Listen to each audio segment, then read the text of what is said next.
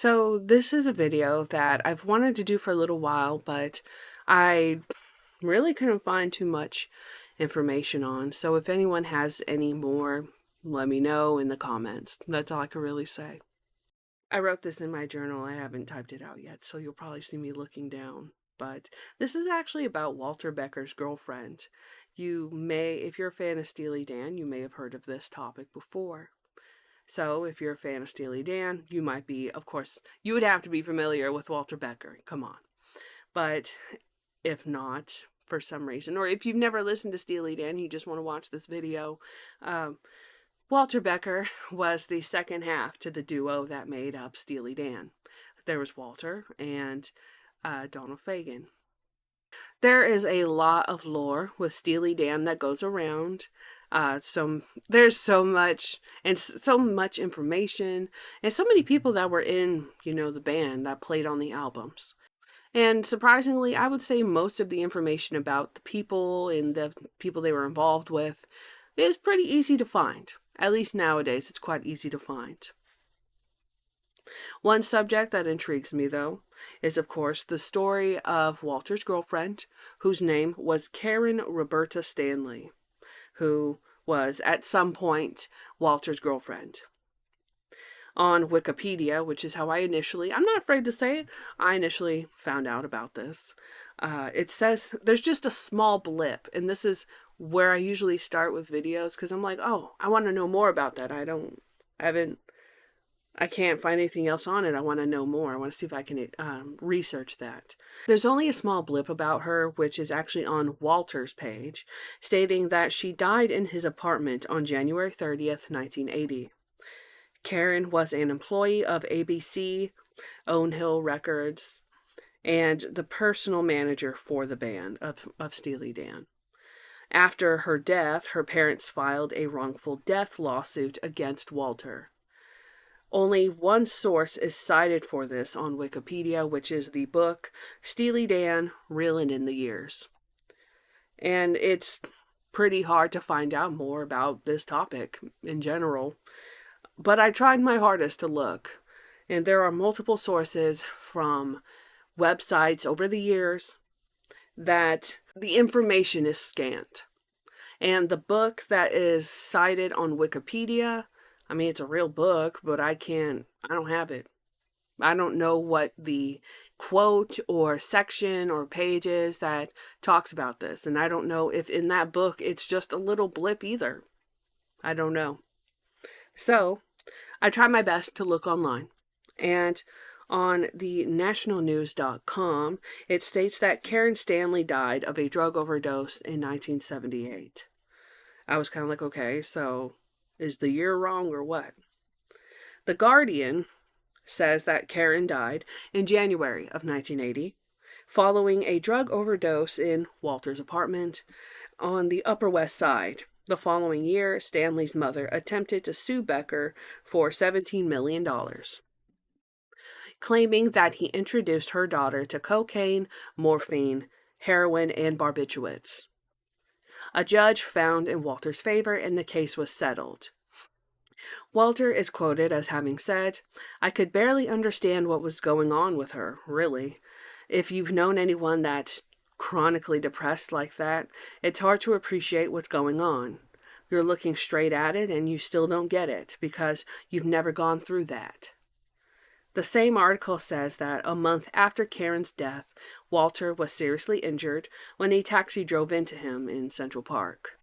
And I don't want to go into the articles that I found about the accident, but I used this accident as a sort of gauge of whether did articles talk about the accident and Karen, was it just the accident only? What is the time period? Because with these online sources from various websites, the timetable is confusing. So I looked it up, and initially going through the newspaper archives, there are a lot more newspaper clippings that talk about the taxi that crashed into Walter and really messed him up, actually. It actually damaged him physically a lot. A lot. At one point, he was even in a wheelchair. But almost none of these articles actually talked about his girlfriend that had died. And so I started to wonder, oh, maybe she died after he got hurt? That was an option or a possibility. My camera seems to have taken a shit. Okay, so this is now an audio only. Wow, that's fucking stupid. But essentially, I had went online to find different sources, and different websites said different things. It was just very confusing altogether. The Music Musings and such website states that Karen Stanley overdosed in 1978, and soon after, Walter was hit by a minicab in Manhattan, which forced him to use crutches. With this information alone, the story is confusing and rather incomplete. And it was very hard for me to find any information about Karen Roberta Stanley. I couldn't find anything about her or a Karen Stanley that passed away in 1980 on Find a Grave. I couldn't find a Find a Grave page for her. Now, of course, this doesn't mean that her death didn't happen. It just means that she doesn't have a Find a Grave profile.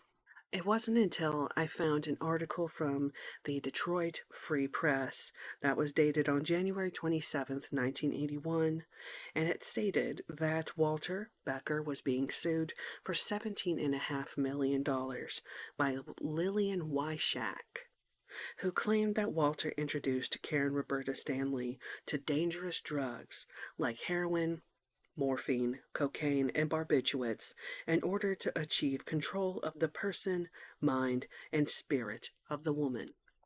In an article from the Corpus Christi Times, the attorney for Lillian Wyshak stated that the medical examiner's office indicated that Karen had died from acute mixed drug intoxication. An article from the Daily Record states that Karen's age was not available. It also stated that Karen's mother claimed that Walter induced, and persuaded her daughter to live with him in an intimate relationship in California and New York. She said that Walter introduced and addicted Karen to dangerous drugs. I saw in one article, and nowhere else, that the suit also claimed that Walter negligently and maliciously violated the person of Stanley after assuming responsibility for her care and getting her a job with Steely Dan. In addition to persuading and encouraging Stanley to take drugs, Becker in other ways assaulted and battered Miss Stanley until the time of her death. This was from the Thousand Oaks Star that was dated on January 23rd, 1981. Post 1981, there doesn't seem to be any more info about the court case, at least nothing mentioning Lillian Wyshak. Through the rest of the 80s, the name Lillian Wyshak appeared in the news, but only as a part of realty adverts. I'm unsure if this was the same person.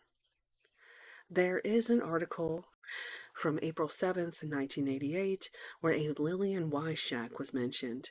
She was a 59-year-old attorney and real estate broker. An obituary from April 15th, 1993, shows that a Lillian Wyshak, formerly of Los Angeles, had passed away. A record on Family Search shows that this Lillian was born on December 15th, 1927, in Boston, Massachusetts, and passed away in April of 1993. Another record on Family Search shows that Karen Roberta Stanley actually did die on January 1980. She was born on September 4th, 1948, in Hollywood, California. Her parents are listed as Edwin Stanley and Mary L. Worthing. I'm unsure of whatever happened to Karen's family, and there are still many missing pieces to the puzzle. I did think for a moment that maybe Lillian Wyshak wasn't her mother, maybe it was the name of an attorney, because obviously some of the news articles were kind of wrong. But it's still a mystery for me.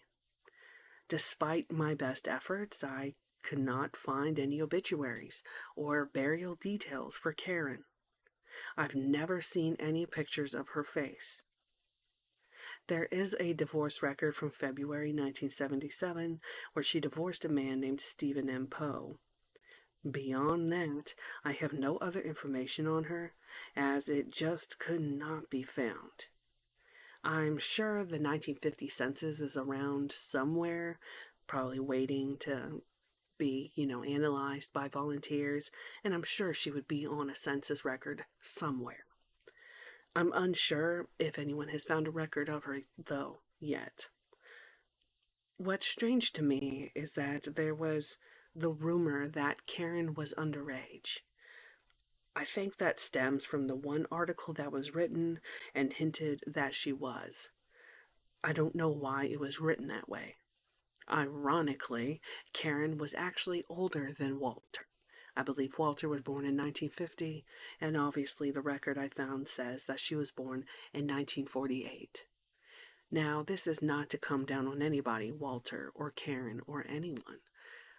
I'm just the type of person that would like to know more, and if anything, would at least want to honor her life, for having such a short life and a tragic and I assume accidental death.